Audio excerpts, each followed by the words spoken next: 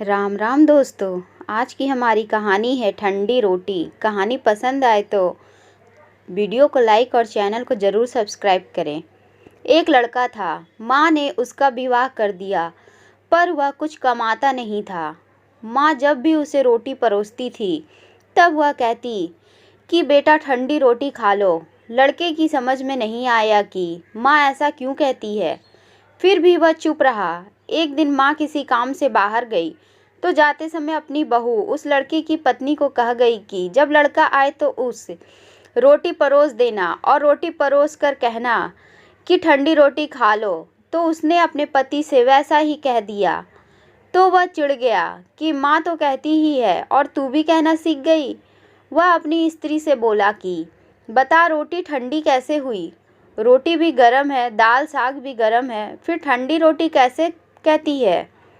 वह बोली कि ये तो आपकी माँ जाने। आपकी माँ ने मुझे ऐसा कहने के लिए कहा था, इसीलिए मैंने कह दिया। वह बोला कि मैं रोटी नहीं खाऊंगा।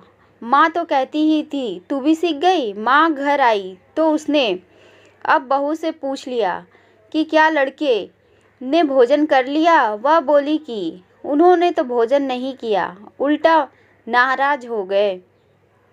माँ ने लड़के से पूछा तो बोला कि माँ तू तो रोज़ाना कहती थी कि ठंडी रोटी खा ले और मैं सह लेता था, पर अब यह भी कहना सीख गई। और रोटी तो गर्म होती है, तू बता कि ठंडी रोटी कैसे है। माँ ने अपने बेटे से पूछा कि ठंडी रोटी किसको कहते हैं। तो बेटा बोला, माँ सुबह की बनाई हुई रोटी शाम को ठंडी होती है, बासी रोटी ठंडी और ताज़ी रोटी गर्म होती है।